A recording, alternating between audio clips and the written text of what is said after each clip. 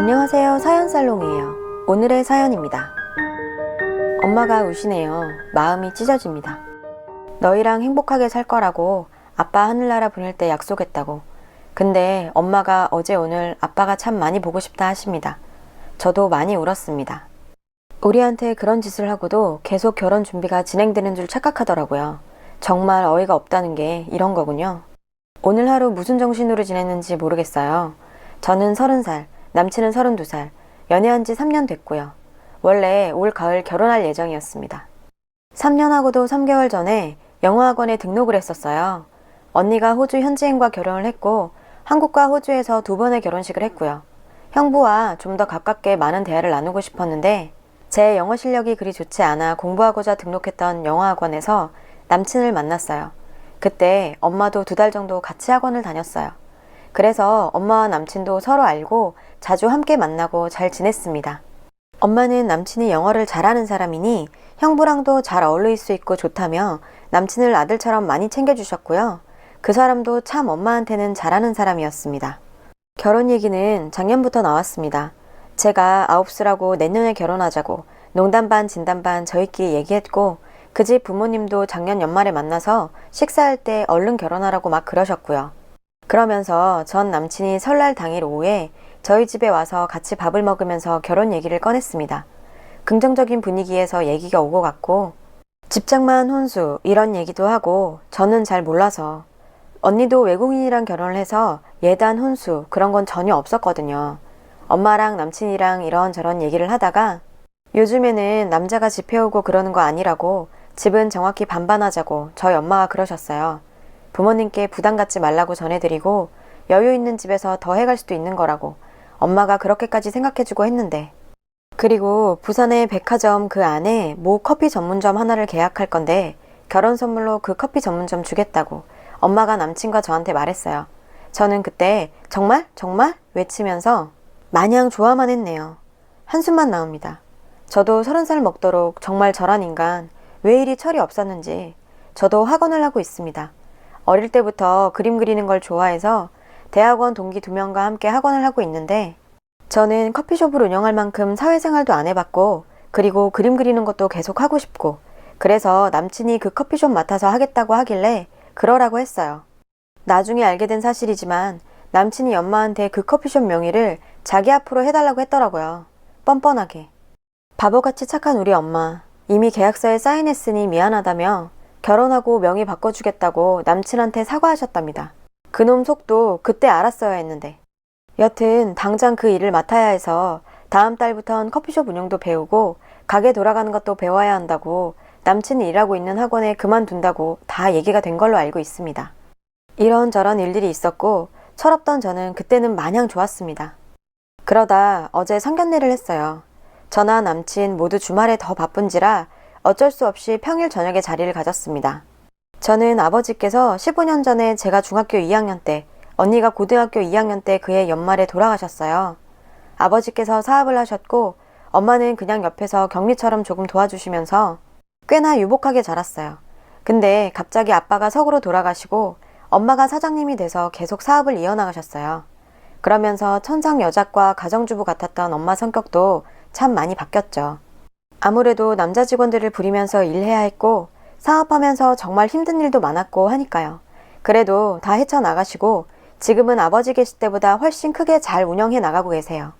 아빠 돌아가시고 제일 힘들었을 사람이 엄마일 텐데 아버지의 빈자리 느껴지지 않게 정말 최선을 다해서 저희 키우셨어요. 아, 진짜 눈물이 또 나네요.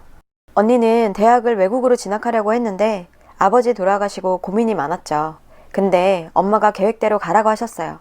아빠가 없어서 달라질 건 그냥 마음 한구석 허전한 것 뿐이라고. 지금 생각해도 우리 엄마 대단하고 자랑스럽습니다. 그래서 언니는 외국에서 공부하고 지금 취업도 하고 거기서 결혼도 해서 아주 잘 살고 있어요. 1년에 한두 번 정도 꼭 들어왔다 나가고 그러고요. 남친 집은 평범한 집이에요. 대기업 다니셨고 지금은 퇴직하신 아버지와 전업주부이신 어머니 그리고 누나 4식구예요. 제가 상견례 전에 그쪽 누나를 2번 정도 만났고요. 어머님, 아버님 3번 만났어요. 밖에서 같이 식사도 했었습니다. 아버지 참 인자하고 좋으신 분이시고 누나는 뭐 약간 왈가닥 이미지. 독신이시고 자기 주장 강하고 그래도 완전 쿨하신. 암튼 저랑 참 잘 맞아서 너무 좋았어요. 근데 누나가 어머니를 닮았더라고요. 어머니도 왈가닥에 좀 생각나는 대로 다 말하고 질투도 좀 있으신 것 같고, 그래도 커버 못할 만큼 심각하지는 않다고 생각했어요. 저도 이뻐해 주시고. 근데 상견례 자리에서 일이 터졌네요. 남친이랑 부모님, 저랑 엄마, 이렇게 5명이서 만났습니다. 예비 시아버지께서 초반에 저희 엄마 칭찬을 많이 했었어요. 장하시다, 꿋꿋하시다, 뭐 사회적으로도 성공하셨고, 따님이 엄마를 닮아서 예쁘다, 이런 약간은 상투적인 칭찬도 많이 하시고.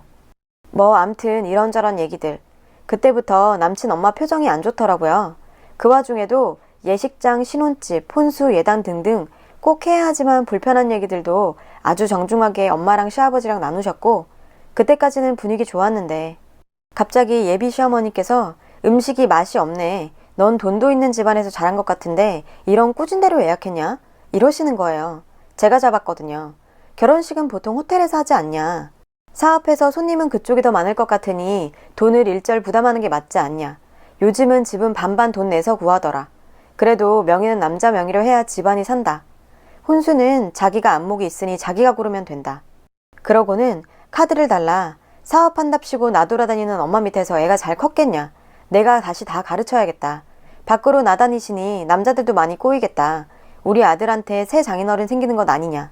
상견례니 저희 엄마도 좀 꾸미고 나갔어요. 엄마 보고 하는 소린지 자기는 돈 좀 번다고 명품 하는 여자 무식해 보이더라. 그래놓고 자기랑 신우, 고모 2명, 큰어머니, 이모 2명, 외숙모 3명, 명품백 해오랍니다. 그리고 예단비는 따로. 남친 누나도 어학연수 1년 다녀와 놓고 딸을 어떻게 혼자 외국에 보내냐, 몸 막 굴리고 그랬을 텐데 뭐 암튼 여기까지 생각나는 거예요. 진짜. 예비 시아버지만 안 계셨음 저도 빡 떨어서 미친 척 한마디 할 텐데, 어머니 눈치 없이 저럴 때마다 예비 시아버지랑 남친이 막 말려서 일단 참고 앉아 있었고, 우리 엄마도 얼굴이 울그락불그락 완전 혈압 올라서 음식도 안 먹고 물만 마시고 있었어요.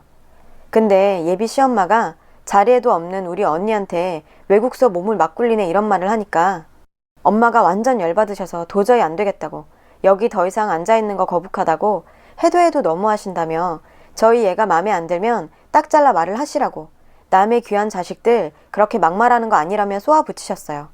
예비 시아버지랑 남친은 죄송하다고 진정하시라고 막 그러는데 예비 시어머니의 마지막 한방, 저러니 남편이 먼저 떴다고, 다 이유가 있다고.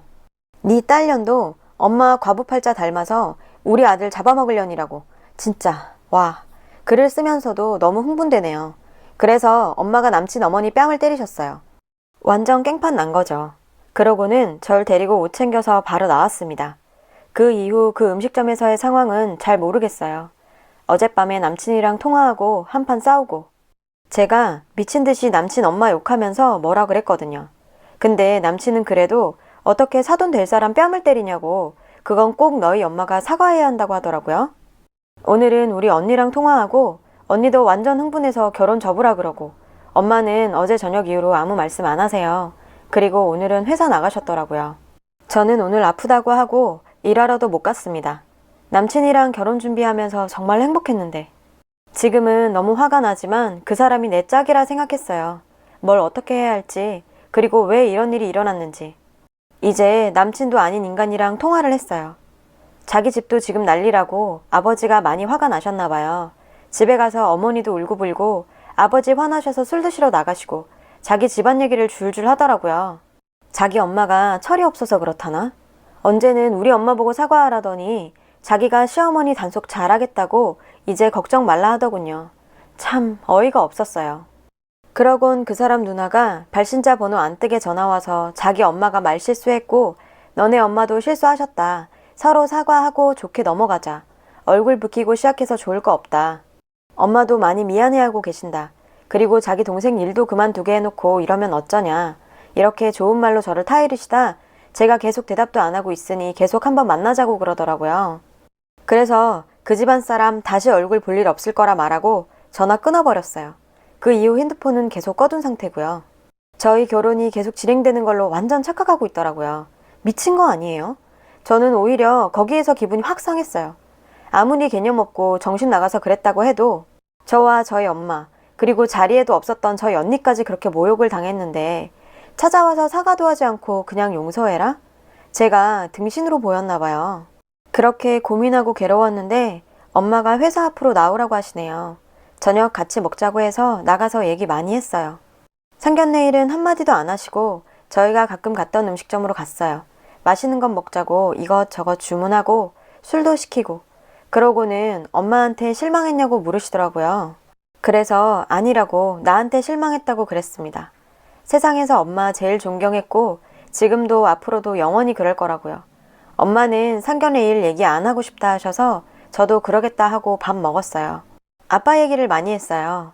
엄마 아빠 모두 널 가졌을 때 아들인 줄 알았다. 언니 때랑 입덧이 영 반대여서 아들일 거라 생각했는데 딸이어서 아빠가 많이 실망했었다. 그랬는데 엄마가 아빠 많이 혼냈다. 그 뒤로 아빠가 미안했는지 언니보다 널 더 이뻐했다. 네가 그려준 아빠 그림을 항상 지니고 다니셨다. 딸이 그려준 거라고 공장장 아저씨부터 배달하는 아저씨한테까지 다 보여주고 자랑하고 그러셨다더라고요. 아빠가 돌아가시고 언니는 2년 정도 있다 외국으로 나갔고 그러고는 쭉 외국에 살아서 아빠 제사 때마다 음식 준비하는 것도 네가 돕고 아빠 돌아가시고 그렇게 15년을 내 옆에 둔 엄마 아빠의 귀중한 막내딸이다. 너희가 원하는 거는 내 모든 것을 팔아서라도 다 해줄 거라 아빠랑 약속했다. 그리고 엄마가 아빠보다 더 강해져서 너희랑 행복하게 살 거라고 아빠 보낼 때 약속했다고. 근데 엄마가 어제 오늘 아빠가 참 많이 보고 싶다 하십니다. IMF 때 그렇게 힘들어도 괜찮다고 저보고 아무 걱정 말고 그림 열심히 그리라고 여기저기 다니면서 돈 문제 해결하고 그러셨어요. 그런 엄마가 울었습니다. 저도 많이 울었습니다. 그러고 보니 아빠가 돌아가시고 엄마가 우는 걸 본 적이 없었던 것 같아요. 엄마랑 얘기하다 더 잘 알게 되었습니다. 저는 소중한 사람이라는 거요. 그래서 다른 사람에게도 더 사랑받으면서 행복하게 살려고 합니다. 답이 나와 있는 결론이었지만 그 결정을 엄마가 한결 쉽게 만들어줬습니다. 이 말은 하고 가야겠다. 너희 가족 내 인생에서 소중한 3년이라는 시간을 쓰레기로 만들었어. 그것보다 우리 엄마 마음을 이렇게 만들어 놓고도 결혼한다는 착각에 있는 너희가 가증스러워. 네가 뭔데? 그 정신 나간 엄마 다른 여자 고생시키지 말고 그 엄마 평생 모시고 살아라. 파혼이다. 너랑 너희 엄마 내가 귀싸대기 날리고 싶지만 내 손 더럽히는 거 우리 엄마가 원치 않으실 것 같네. 너희는 그냥 그렇게 살아라. 네가 학원을 그만두건 너희 엄마가 쓰러지건 내 알 바 이제 아니다. 너 같은 진흙탕에서 빠져나온 건 하늘나라에서 아빠가 주신 선물이지 싶다. 너를 만났던 내가 이제는 증오스러워지려 하니 제발 내 앞에서 꺼져. 저는 한동안 언니한테 들어가 있을 생각입니다. 엄마도 같이 들어가려 합니다. 언니 결혼식 때 가고 못 가봐서 언니네 집도 보고 싶고 마침 언니가 임신 중이에요. 엄마도 가서 한국 음식도 해주신다고 하시고 엄마 회사 물건 대부분이 일본으로 수출이 되는데 지금 일본이 난리인지라 요즘 회사도 바쁘지 않아 괜찮다고 하시더라고요. 아무튼 그래서 엄마랑 같이 여행도 하고 그러려고요. 이 사연의 후기입니다. 더 이상 글을 적고 싶지 않았기에 컴퓨터를 켜지 않으려 했는데 드릴 말씀이 있습니다. 수많은 답글들, 지금 마음으로는 답글 달아주신 모든 분들 제가 찾아다니며 감사하다 인사드리고 싶습니다. 언니한테 갈 준비를 마쳤습니다. 엄마는 이제 그 얘기 안 하십니다. 제가 엄마한테 엄마 나 그 사람하고 결혼 안 해. 걱정하지 마 라고 말했는데 그냥 웃으시더군요. 가끔씩 핸드폰으로 여기 들어와 올라오는 여러 얘기들 보면서 웃고 울고 그랬었는데 제가 이렇게 도움받게 될 줄은 정말 몰랐습니다. 절 한 번 만난 적도 없고 개인적으로 알지도 못하지만 이렇게 큰 위로가 되어주셔서 진심으로 감사드립니다. 인사라도 드려야 할 것 같아 다시 왔어요. 오늘 오후에 제가 운영하고 있다 했던 학원에 나갔습니다. 주말에 제가 입시반 학생들을 가르치고 있는데요. 그쪽 집안에서도 다 아는 사실이라 혹시나 찾아올까 당분간 나갈 수가 없을 것 같아서 오늘 오후에 나가 친구에게 인계를 하고 들어왔습니다. 2명의 친구 중 1명이 제 글을 보았고 사실 상견례 한다고 들떠 나갔다가 그 다음날 몸이 안 좋다 결근하고 그리고 전화기도 계속 꺼져 있었고요. 그래서 뭔가 안 좋은 일이라 생각은 하고 있었는데 여기에 제가 적은 글을 읽으면서 혹시나 했던 글이 제 글이라 확신이 들었다고 하더라고요. 그래서 더 말할 필요도 없다고 쉬고 싶으면 그렇게 하라고. 제가 남자 보는 눈은 정말 없는데 친구는 잘 뒀나 봐요. 오늘 그 남자 아침에 학원으로 찾아왔다는데 전후 사정 다 아는 친구들이 한바탕 욕을 퍼부었다고 합니다. 속이 시원해야 하는데 참 뭐랄까 참 부끄러웠습니다. 여러분들이 달아주신 댓글들, 제 인생 선배이신 분들, 그리고 저보다 한참 어린 동생 같은 분들, 저 때문에 저랑 같이 속상해주시고 저 위로해주시고 이번에 인생 많이 배웠어요. 잘 다녀올게요. 정말 다시 한번 감사드립니다. 감사합니다. 행복하세요. 여러분, 사연 댓글에 응원과 현명한 조언 부탁드려요. 좋아요와 구독은 저에게 큰 힘이 됩니다. 오늘도 좋은 일 가득하세요.